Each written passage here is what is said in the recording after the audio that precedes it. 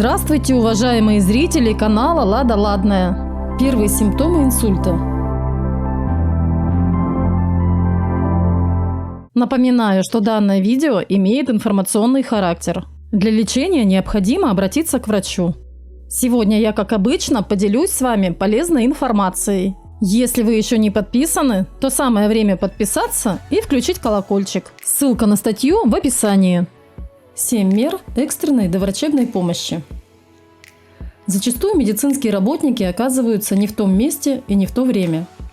А когда появляются, то начинают замечать, сколько человек выкурил сигарет или сколько их лежит в пепельнице. А также количество выпитого алкоголя или же беспорядочно принятые или разбросанные медикаменты. После таких проверок, как обычно, начинаются морали или всевозможные советы. А мы ведем себя, как обычно, в таких ситуациях. Киваем головой, соглашаясь с врачами, однако должного внимания сказанному не отводим. И, кстати, совсем неправильно поступаем. А теперь подробней. Самая главная и тяжелая беда происходит как раз в отсутствии медицинских работников. И в этот момент, в момент наступления беды, когда жизнь близкого нам человека или родственника стоит под угрозой, наши знания и умения приобретают просто бесценное значение.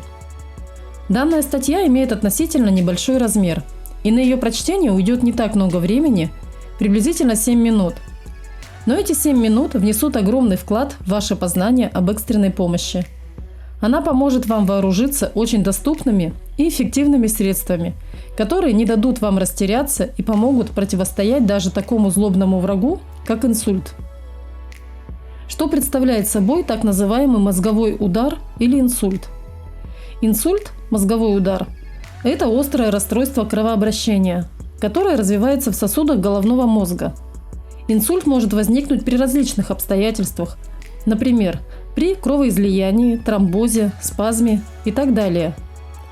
Результатом этого служит то, что какая-то часть головного мозга остается без питания и может сохранять свою жизнеспособность довольно непродолжительное количество времени. Из этого стоит сделать вывод, что прединсультное состояние и сам инсульт требуют скорой и неотложной помощи. В такие важные моменты вы просто не имеете права на растерянность или страх. Вы должны быть уверены в своих действиях. Они должны быть четкими и слаженными. Если вы будете обладать грамотными и современными навыками помощи, то пациент будет иметь больше шансов на жизнь и на то, что после инсульта он сможет реабилитироваться и вернуться к нормальной полноценной жизни. Теперь о первых симптомах инсульта. Имеется очень эффективный и легкий тест, который позволяет быстро распознать первые симптомы инсульта. Как уже говорилось о простоте теста, так просто будет его запомнить. Каждая буква будет вам подсказывать, что стоит сделать. Тест УЗП на выявление первых симптомов при инсульте. У. Попросите больного улыбнуться. При начальной стадии инсульта улыбка у больного будет кривой или перекошенной. Это объясняется тем, что половина лица перестает подчиняться больному. Как следствие этому, один из уголков рта будет опущен вниз. Что касается языка, то он будет расположен несимметрично. Он будет перепадать на одну из сторон и начнет приобретать неправильную форму. З. Попросите больного заговорить с вами. В прединсультном состоянии речь больного становится невнятной. Ее можно сравнить с речью очень пьяного человека. П. Попросите больного одновременно поднять обе руки вверх. Конечно же, если больной будет в состоянии сделать это, результат будет очевиден. Рука с пораженной стороны тела будет поднята значительно ниже, чем другая. В любом случае, уровень расположения будет не одинаковым. Ниже описанные проявления также могут оказаться симптомами инсульта. Резкая и сильная головная боль после любой деятельности или же вообще без каких-либо видимых причин. Частичное помутнение или полная потеря сознания у больного. Потеря способности говорить, а также потеря способности понимать смысл чужой речи. Сильное головокружение, острое расстройство координации и чувство равновесия. Если у больного появились какие-либо из этих симптомов, незамедлительно вызывайте скорую помощь. 7 мер экстренной доврачебной помощи. А теперь о том, какую помощь вы можете оказать больному до приезда скорой. Немедленно вызовите скорую помощь. При вызове постарайтесь как можно точно описать происходящее. Человеку, пострадавшему от инсульта, нужна помощь врачей-неврологов. Поэтому из вашего рассказа диспетчер должен правильно понять вас и направить к вам ту бригаду, которая действительно поможет. Больного необходимо положить так, чтобы его голова была выше уровня поверхности, на которой он лежит, примерно на 30 градусов. Для этого можно использовать одеяло, подушки, одежду. Обеспечьте больному свободу дыхания, то есть снимите с него, если есть тугой пояс, узкую одежду.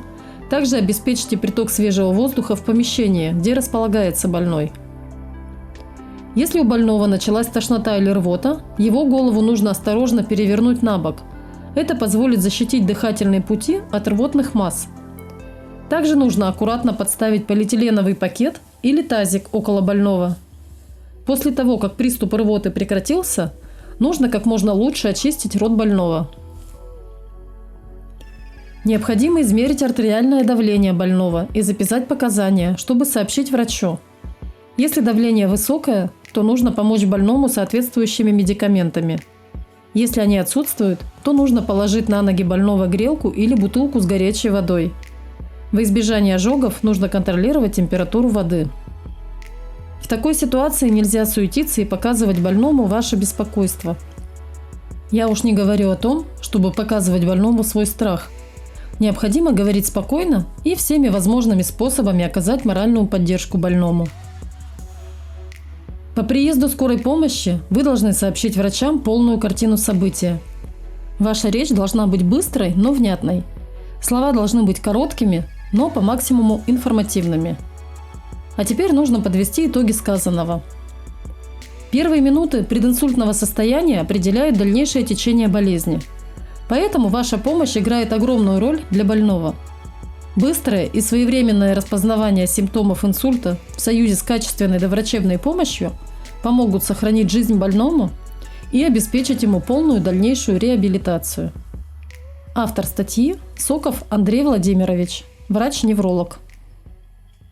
Благодарю вас за просмотр. Поделитесь моим видео в социальных сетях. Будьте здоровы и заходите ко мне на канал, чтобы не пропустить новое видео.